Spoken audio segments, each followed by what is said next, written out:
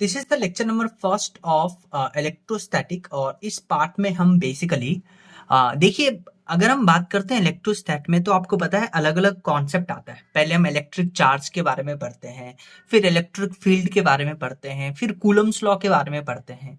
तो हम जो है उससे स्टार्ट नहीं करेंगे, यानी कि इलेक्ट्रिक चार्ज क्या होता है, इलेक्ट्रिक फील्ड क्या होता है, कूलम्स लॉ क्या होता है, उसके बेस्ड अभी हम स्टार्ट नहीं करेंगे। जो सबसे इंपॉर्टेंट टॉपिक है उसको पहले हम टारगेट करेंगे।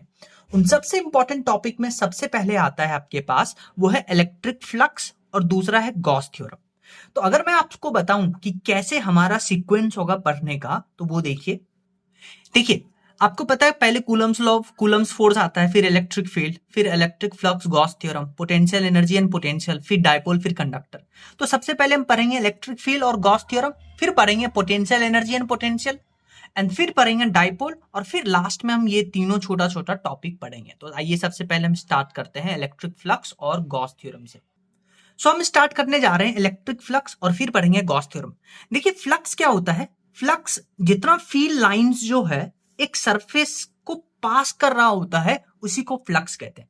जैसे अब आप देखिए यहाँ पे एक सरफेस है, इसका एरिया ए है और यहां से इलेक्ट्रिक फील्ड पास कर रहा है। तो आप क्लियरली देख सकते हैं कि ये जो इलेक्ट्रिक फील्ड है इस सरफेस को परफेक्ट क्रॉस कर रहा है, यानी कि ये जो सरफेस है वो इलेक्ट्रिक फील्ड के नॉर्मल रखा हुआ है। तो यहां जो फ्लक्स हम डिफाइन करते हैं वो होता है electric field into area vector. Done. अब आप ध्यान से देखिए, ये जो एरिया वेक्टर हमने वर्ड यूज किया है, एरिया वेक्टर हमने वर्ड यूज किया है, ये एरिया वेक्टर जो होता है वो हमेशा सरफेस के परपेंडिकुलर होता है। जैसे आप ध्यान से देखिए, अगर हम बात करते हैं इलेक्ट्रिक फील्ड ऐसे है और ये आपके पास सरफेस है, तो सरफेस के परपेंडिकुलर हमेशा आपके पास एरिया वेक्टर होगा। लेकिन अगर मान लीजिए आपके पास इलेक्ट्रिक फील्ड ऐसे है पैरेलली, और अब आप देखिए आपके पास जो सरफेस है जिसका एरिया ए है वो क्या कर रहा है, इलेक्ट्रिक फील्ड से ये जो सरफेस है वो क्या कर रहा है, सरफेस का जो प्लेन है वो इलेक्ट्रिक फील्ड से थीटा एंगल बना रहा है। तो इस सरफेस का एक कंपोनेंट इधर होगा जिसको हम ए कॉस थीटा लिखेंगे। तो अब जो फ्लक्स लिखेंगे, फ्लक्स वो होगा ई इंटू ए, और यहां पे जो एरिया लेंगे वो ए कॉस थीटा लेंगे। तो ये एरिया जो है वो डिपेंड करता है कि सरफेस कैसा रखा हुआ है इलेक्ट्रिक फील्ड में। तो इसीलिए हम क्या करते हैं, एक नॉर्मल जनरलाइज फॉर्मूला बनाते हैं इलेक्ट्रिक फ्लक्स का। इलेक्ट्रिक फ्लक्स को लिखते हैं E dot A vector. Dot product है इलेक्ट्रिक फील्ड एरिया वेक्टर का डॉट प्रोडक्ट, उसको बुलाते हैं इलेक्ट्रिक फ्लक्स। तो फ्लक्स को लिख सकते हैं ई ए कॉस थीटा, क्योंकि डॉट प्रोडक्ट कॉस थीटा में आता है। ये फॉर्मूला कब यूज करेंगे, जब आपके पास यूनिफॉर्म इलेक्ट्रिक फील्ड हो। लेकिन अगर आप आपके पास मान लेते हैं नॉन यूनिफॉर्म इलेक्ट्रिक फील्ड हो, जैसे कि आप देख सकते हैं यहाँ जो इलेक्ट्रिक फील्ड है वो नॉन यूनिफॉर्म है, तब हम यहाँ पे यूज करेंगे integration E dot D A vector, और ये यूज करेंगे नॉन यूनिफॉर्म फील्ड के लिए। डन। अच्छा, ये जो थीटा है ये थीटा है angle between electric field and area vector, और मैंने आपको बताया कि एरिया वेक्टर जो है ये हमेशा सरफेस के परपेंडिकुलर होगा।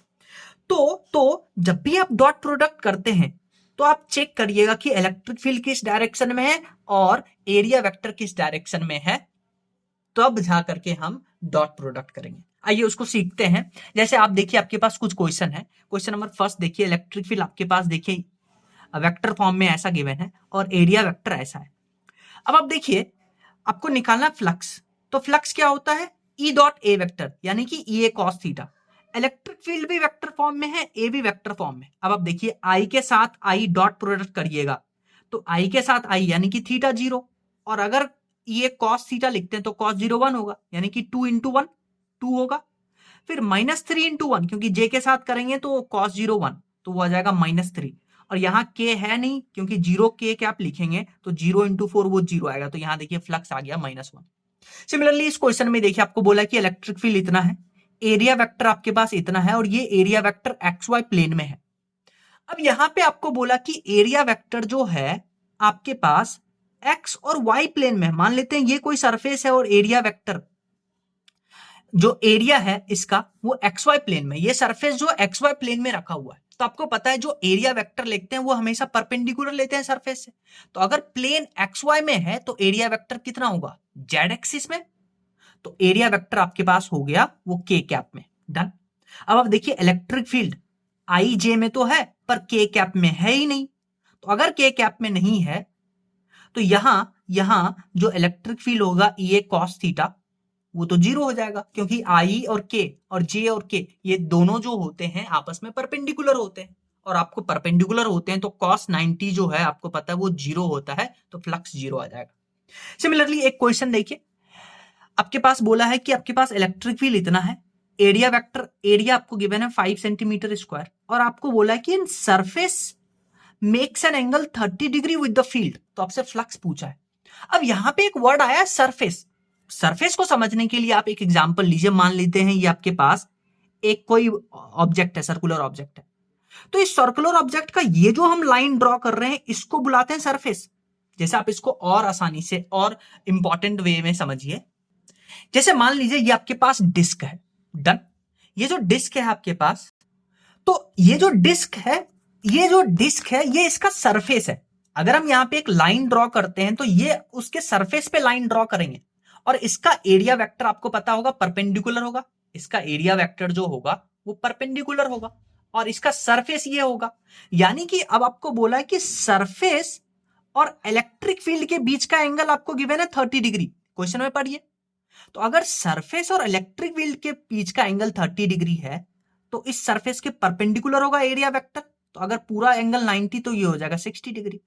तो यहां जो आप फाई के फॉर्मूले में ई ए कॉस थीटा लिखते हैं और थीटा एंगल किसके किसके बीच में लेते हैं, इलेक्ट्रिक फील्ड और एरिया वेक्टर, तो यहां जो हम थीटा लेंगे वो cos 60 डिग्री लेंगे, और ई और ए आपको गिवन है, एरिया हम मीटर में लेंगे, तो आपके पास आंसर आएगा। सिमिलरली इस क्वेश्चन में देखिए आपको बोला कि इलेक्ट्रिक फील्ड इतना है, एरिया इतना है, और अब आपको बोला कि normal to the, if normal to the plane makes an angle of 60 degree with the field, यानी कि ये जो प्लेन है इसका नॉर्मल, नॉर्मल मतलब area vector, area vector normal होता है, अब वो इलेक्ट्रिक फील्ड से 60 डिग्री एंगल बना रहा है, तो यहां एंगल का कोई लोचा नहीं है, यहां cos 60 डिग्री लेंगे, ई आपको ई गिवन है, ए गिवन है, तो यहां से फ्लक्स आएगा।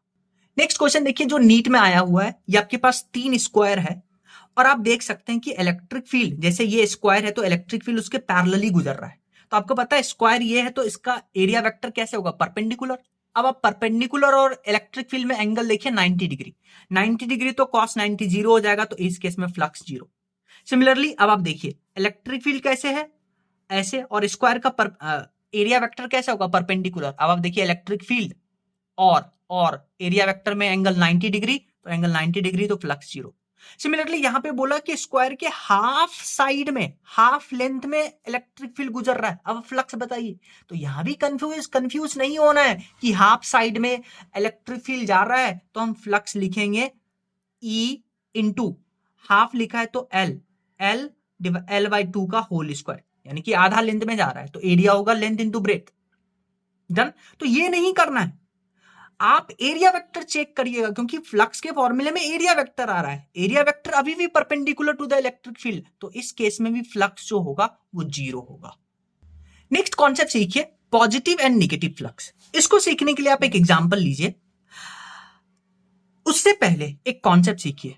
अगर आपके पास एक क्लोज्ड सरफेस है, मान लेते हैं आपके पास क्यूब है, तो एक क्लोज सरफेस में जो एरिया वेक्टर है वो हमेशा परपेंडिकुलर लेंगे और आउटवर्ड्स लेंगे। इसका क्या मतलब है, अब आप एक क्यूब बनाइए, एक क्यूब बनाइए, और इस क्यूब में इस सरफेस का हमें एरिया वेक्टर निकालना है। तो मैंने बोला एरिया वेक्टर परपेंडिकुलर होगा और आउटवर्ड्स होगा, तो इसका आउटवर्ड किधर होगा, इधर होगा। सिमिलरली इस सरफेस का परपेंडिकुलर और आउटवर्ड, यानी कि एरिया वेक्टर कुछ ऐसा होगा। इस सरफेस का परपेंडिकुलर और आउटवर्ड, यानी कि इसका एरिया वेक्टर ऐसे होगा। नीचे वाले सरफेस का परपेंडिकुलर और आउटवर्ड, यानी कि एरिया वेक्टर ऐसे होगा। तो हमेशा याद रखिएगा कि एक क्लोज सरफेस के लिए एरिया वेक्टर हमेशा परपेंडिकुलर होगा और आउटवर्ड होगा सरफेस से। इतना समझ में आया। अब आप देखिए ये आपके पास क्यूब है, क्यूब का ये जो साइड है A B C D, electric field जा रहा है राइट साइड में, और मैंने आपको बताया कि इस सरफेस का जो एरिया वेक्टर होगा परपेंडिकुलर और आउटवर्ड, तो आप क्लियरली देख सकते हैं कि इलेक्ट्रिक फील्ड और एरिया वेक्टर में आपके पास 180 डिग्री का है एंगल। तो फ्लक्स को लिखते हैं, अगर आप एबीसीडी सरफेस का फ्लक्स लिखिएगा तो थीटा है 180 डिग्री, फ्लक्स होता है ये कॉस थीटा, कॉस 180 होता है माइनस, तो फ्लक्स हो गया -1, तो फ्लक्स हो गया माइनस ये, डन। फिर आप P Q R S surface के लिए लिखिए area vector outward normal, outward normal, outward normal, और इलेक्ट्रिक फील्ड दोनों के बीच का एंगल 0 डिग्री, क्योंकि दोनों सेम डायरेक्शन में है, तो cos 0 1 होता है, तो फ्लक्स हो गया प्लस ई है। अब आप यहां से एनालाइज कर सकते हैं कि इनकमिंग इलेक्ट्रिक फील्ड, देखिए एबीसीडी से इलेक्ट्रिक फील्ड इनकमिंग है और पीक्यूआरएस से इलेक्ट्रिक फील्ड बाहर है, गोइंग है, आउटवर्ड है, तो इनकमिंग इलेक्ट्रिक फील्ड हमेशा नेगेटिव फ्लक्स देता है और आउटगोइंग इलेक्ट्रिक फील्ड हमेशा पॉजिटिव फ्लक्स देता है। तो इनकमिंग फ्लक्स क्या होगा? Always taken negative, outgoing flux always taken positive. देखिए ये इनकमिंग फ्लक्स है, हमेशा नेगेटिव लेंगे, आउटगोइंग फ्लक्स हमेशा पॉजिटिव लेंगे। इसको प्रूव करने के लिए और एग्जांपल देखिए, आपके पास ये सिलेंडर है, इस सिलेंडर का ये जो सरफेस है, अब आप देखिए एरिया वेक्टर क्या होगा? नॉर्मल एंड आउटवर्ड और इलेक्ट्रिक फील्ड राइट में, दोनों के बीच का एंगल 180 डिग्री, तो फ्लक्स हो जाएगा माइनस ये, यानी कि incoming flux always taken negative. अब आप देखिए यहां area vector perpendicular outward, electric field same direction, theta 0, तो 5 हो जाएगा प्लस ये, यानी कि outgoing flux always positive. Done. जैसे आप इस क्वेश्चन को देखिए, वेरी इंपॉर्टेंट क्वेश्चन, आपको बोला कि आपके पास स्फीयर है, स्फीयर का रेडियस r है और इलेक्ट्रिक फील्ड देखिए कुछ ऐसा जा रहा है, तो आपसे पूछा है कैलकुलेट फ्लक्स थ्रू स्फीयर, यानी कि इनकमिंग फ्लक्स बताना है। अच्छा, जैसे ही बोला इनकमिंग फ्लक्स, तो आप अभी याद करके आए हैं कि इनकमिंग फ्लक्स जो होता है ऑलवेज नेगेटिव होता है, यस और नो? अब आप देखिए कि फ्लक्स नेगेटिव तो है, यानी कि फ्लक्स होता है ई कॉस थीटा। अब कॉस थीटा हटा देंगे और सामने नेगेटिव लगाएंगे, इलेक्ट्रिक फील्ड कांस्टेंट है। अब हम बात करते हैं एरिया, तो स्फीयर है, तो क्या हम स्फीयर का एरिया यहां पे यूज करेंगे? नहीं, यही यहां पे कैच है। जब आप इस तरफ से एक लाइट बल्ब जलाइएगा या टॉर्च जलाइएगा, तो बताइए इस स्फीयर जो कि 3D सरफेस में है, 3D अरेंजमेंट में है, तो जब आप लाइट जलाइएगा तो इस स्फीयर का जो प्रोजेक्शन होगा वो कैसा दिखेगा? सर्कल के जैसा दिखेगा। यानी कि अगर आपको फ्लक्स निकालना है स्फीयर के थ्रू, तो आप प्रोजेक्शन की बात करिएगा, और स्फीयर का प्रोजेक्शन कैसा होगा? सर्कल। तो यहां जो एरिया आप यूज करिएगा वो सर्कल का यूज करिएगा, यानी पाई आर स्क्वायर, और इनकमिंग बोला है तो सामने नेगेटिव, तो देखिए फ्लक्स आ गया। सिमिलरली आपके पास देखिए एक सिलेंडर गिवन है, सिलेंडर का रेडियस r है और सिलेंडर का लेंथ l है, तो आपसे पूछा है इनकमिंग फ्लक्स बताना है। तो इनकमिंग फ्लक्स, तो सबसे पहले तो हम नेगेटिव डाल देंगे और cos थीटा को हटा देंगे। अब बात करते हैं एरिया वेक्टर। मैंने आपको बताया था एरिया वेक्टर निकालने के लिए आप प्रोजेक्शन लीजिएगा, इधर से टॉर्च जलाइए, टॉर्च जलाइएगा तो आपको इस सिलेंडर का जो प्रोजेक्शन है स्क्रीन पे वो कैसा दिखेगा? रेक्टेंगल के जैसा। और रेक्टेंगल का जो एरिया होता है लेंथ इंटू ब्रेथ, तो लेंथ है l, रेडियस r होगा तो ये लेंथ होगा 2r, तो अब आप देखिए एरिया हो जाएगा लेंथ इंटू ब्रेथ, यानी कि 2r इंटू l। और नेगेटिव क्यों लगाए? क्योंकि इनकमिंग फ्लक्स पूछा है। नेक्स्ट हम बात करेंगे गॉस थ्योरम। गॉस थ्योरम क्या कहता है? गॉस थ्योरम पहली बात तो एक क्लोज सरफेस के लिए हम ही लगाते हैं। तो गॉस थ्योरम क्या कहता है कि एक क्लोज सरफेस के थ्रू जो नेट फ्लक्स होगा, वो नेट फ्लक्स होगा वो उसका फॉर्मूला होता है Q enclosed upon epsilon not. यानी कि फ्लक्स थ्रू वो क्लोज सरफेस, वो इस बात पे डिपेंड करता है कि उस क्लोज सरफेस के अंदर कितना चार्ज है। और Q इनक्लोज्ड क्या है? गॉसियन सरफेस के अंदर आने वाला चार्ज। जैसे आप देखिए स्फीयर के अंदर Q चार्ज है, तो यहां जो फ्लक्स लिखेंगे वो लिखेंगे Q enclosed upon epsilon not. Q enclosed कितना है? Q, तो यहां फ्लक्स होगा Q अपॉन एप्सिलॉन नॉट। जैसे आप सिलेंडर देखिए तो Q इनक्लोज्ड कितना है? Q इनक्लोज्ड को समझिए, सीखिए। Q इनक्लोज्ड का मतलब है कि गॉसियन सरफेस के अंदर आने वाला चार्ज। तो देखिए गॉसियन सरफेस के अंदर आने वाला चार्ज Q, तो यहां फ्लक्स आ गया Q upon epsilon not. Cube है, अंदर कितना चार्ज है? Q, तो फ्लक्स को लिखते हैं Q enclosed upon epsilon not, तो Q इनक्लोज्ड Q के बराबर, तो फ्लक्स हो गया Q upon epsilon not. Done. जैसे आप ये देखिए, ये कोई आर्बिटरी शेप है, आर्बिटरी शेप के अंदर जो चार्ज आ रहा है वो Q आ रहा है, तो यहां फ्लक्स लिखेंगे Q अपॉन एप्सिलॉन नॉट। अब आप क्लियरली देख सकते हैं इन रिजल्ट से कि जो फ्लक्स है थ्रू क्लोज सरफेस, वो इस बात पे डिपेंड ही नहीं कर रहा है कि जो सरफेस है उसका कैसा शेप है, उसका कैसा साइज है। तो ऐसे क्वेश्चन असर्शन रीजन में पूछते हैं कि जो फ्लक्स है थ्रू क्लोज सरफेस, वो गॉसियन सरफेस के शेप एंड साइज पे डिपेंड नहीं करता है। जैसे उसी के ऊपर बेस्ड एक और क्वेश्चन देखिए, आपको बोला है कि एक स्फीयर है जिसका रेडियस r है और इसके अंदर चार्ज है Q। अब आपको बोला कि इस स्फीयर का रेडियस जो है उसको डबल कर देते हैं, तो अब बताइए फ्लक्स। आपको पता है flux through a close surface वो होता है Q enclosed upon epsilon not. पहले रेडियस आर था तो क्यू इनक्लोज्ड क्यू था, रेडियस 2r हुआ, अब भी क्यू इनक्लोज्ड क्यू है, तो फ्लक्स जो है वो डिपेंड नहीं करेगा कि रेडियस डबल हुआ या कम हुआ। यानी कि flux net flux enclose surface में सिर्फ इस बात पे डिपेंड करता है कि उसके अंदर कितना चार्ज इनक्लोज्ड है। जैसे इसी के ऊपर एक फेमस प्रोफाइल बनता है, आपको बोलता है क्यूब है और क्यूब के सेंटर पे एक क्यू चार्ज है, तो आपसे पूछता है कि इस पूरे क्यूब के थ्रू जो फ्लक्स है वो बताइए और एक सरफेस के थ्रू जो फ्लक्स है वो बताइए। अब आपको पता है अगर पूरे क्यूब से फ्लक्स निकालेंगे तो वो हो जाएगा Q enclosed upon epsilon not. अच्छा ध्यान से देखिए, एक क्यूब में होता है 6 फेस, तो पूरे क्यूब यानी कि पूरे 6 फेस से जो फ्लक्स है वो है क्यू अपॉन एप्सिलॉन नॉट, तो एक फेस से कितना होगा यूनिटरी मेथड से Q upon 6 epsilon not. Done.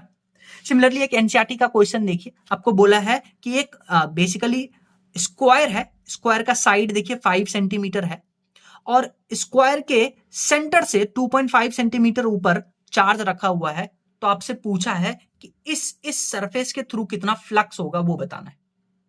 अब आप देखिए यहां पे इमेजिनेशन से क्वेश्चन बनेगा। अब आप क्या करिए, इसके चारों तरफ एक क्यूब बनाइए। क्यूब भी बन सकता है क्योंकि ये 5 सेंटीमीटर, ये 5 सेंटीमीटर, क्यूब के सेंटर पे चार्ज रखा होगा 2.5 सेंटीमीटर पे। तो यहां से इस सरफेस से जो फ्लक्स निकालेंगे पूरे क्यूब से होता है क्यू बाय एप्सिलॉन नॉट, तो एक सरफेस से कितना होगा 1/6 क्यू अपॉन एप्सिलॉन नॉट। तो क्वेश्चन ऐसे करेंगे इमेजिनेशन से। सिमिलरली एससीबी में क्वेश्चन है कि आपको बोला है कि आपके पास ये हाफ हेमिस्फीयर है, तो हेमिस्फीयर के सेंटर पे चार्ज रखा हुआ है, तो आपसे बताना है कि हेमिस्फीयर इस आधे हेमिस्फीयर के थ्रू फ्लक्स निकालना है। तो इसमें इमेजिन क्या करेंगे, एक ऊपर से क्यूब लगाएंगे, एक ऊपर से हेमिस्फीयर डालेंगे और हेमिस्फीयर डालेंगे तो पूरे हेमिस्फीयर के तो हेमिस्फीयर डालेंगे, 2 हेमिस्फीयर पूरा एक स्फीयर बनाएगा, पूरे स्फीयर के थ्रू फ्लक्स जाएगा क्यू अपॉन एप्सिलॉन नॉट। तो हेमिस्फीयर के थ्रू कितना जाएगा half into Q upon epsilon not. Similarly half cylinder के यहां सेंटर पे दिया है क्यू चार्ज, तो आपसे पूछा हाफ सिलेंडर से फ्लक्स बताइए, तो पूरे सिलेंडर यहां पर इमेजिन करेंगे पूरा सिलेंडर, तो पूरे सिलेंडर के अक्रॉस होगा क्यू अपॉन एप्सिलॉन नॉट, तो हाफ सिलेंडर के across Q upon 2 epsilon not. Next एक कंसेप्चुअल पॉइंट सीखिए जिसके ऊपर एसर्शन डिवीजन क्वेश्चन बनता है। आपको बोला है कि एक क्लोज सरफेस है, क्लोज सरफेस के अंदर का चार्ज है Q1 Q2 और क्लोज सरफेस के बाहर चार्ज है Q3। अच्छा यहां जो फ्लक्स लिखेंगे उसको लिख सकते हैं E dot D, close surface है तो यानी close integration of E dot D vector, और क्लोज सरफेस के लिए फ्लक्स लिखते हैं Q enclosed upon epsilon not. Done. अच्छा अगर हम फ्लक्स की बात करते हैं तो फ्लक्स डिपेंड करता है कि चार्ज कितना इनक्लोज्ड है, तो अगर हम इस क्लोज सरफेस के अक्रॉस फ्लक्स की बात करेंगे तो यहां ये जो फ्लक्स है वो सिर्फ और सिर्फ Q2 और Q1 चार्ज पे डिपेंड करेगा क्योंकि यही दोनों इनक्लोज्ड है, इस क्लोज सरफेस के अंदर है, वो Q3 पे डिपेंड नहीं करेगा। तो अगर हम नेट फ्लक्स की बात करते हैं क्लोज सरफेस तो वो किस पर डिपेंड करेगा, किसके कंट्रीब्यूशन पे डिपेंड करेगा, सिर्फ और सिर्फ Q1 और Q2 पे। लेकिन अगर हम बात करते हैं इलेक्ट्रिक फील्ड की तो इलेक्ट्रिक फील्ड इस क्लोज सरफेस के अक्रॉस वो Q3 पे भी डिपेंड करेगा, Q2 पे भी डिपेंड करेगा और Q1 पे भी डिपेंड करेगा। तो इलेक्ट्रिक फील्ड में कंट्रीब्यूशन सभी चार्ज का होगा, inside as well as outside charge का। तो ये दोनों इंपॉर्टेंट पॉइंट है जो आपको पता होना चाहिए। जैसे आप इस क्वेश्चन को देखिए, आपको बोला है कि एक आपके पास क्यूब है और क्यूब के एक कॉर्नर पे चार्ज है Q। डन। तो आपसे पूछा है find flux linked with the cube, यानी कि इस क्यूब से लिंक्ड कितना फ्लक्स होगा। अगर इसके सेंटर पे चार्ज होता तब आप बोल सकते हैं Q enclose upon epsilon not, यानी कि Q अपॉन एप्सिलॉन नॉट। लेकिन अब कॉर्नर पे है तो आपको इमेजिनेशन करना पड़ेगा, आपको इमेजिनेशन करना पड़ेगा कि ये जो क्यूब का ये कॉर्नर है ये ऐसे 8 क्यूब से सराउंड होगा, तभी तो कॉर्नर पूरा जो है वो ढक जाएगा। तो पूरे 8 क्यूब से के सेंटर पे ये Q चार्ज आएगा, तो पूरे 8 क्यूब से जो फ्लक्स लिंक्ड होगा वो हो जाएगा Q अपॉन एप्सिलॉन नॉट। लेकिन एक क्यूब से होगा 1/8 Q अपॉन एप्सिलॉन नॉट।